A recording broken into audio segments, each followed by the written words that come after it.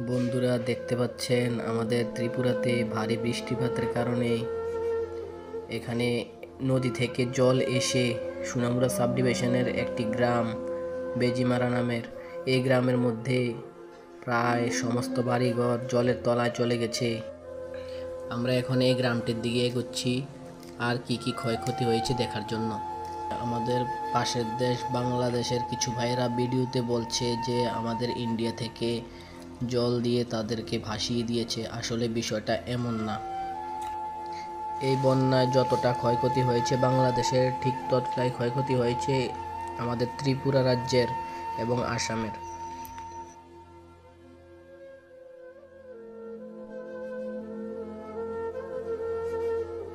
দেখুন কিভাবে ঘরবাড়ি প্রায় জলের তলায় চলে গেছে।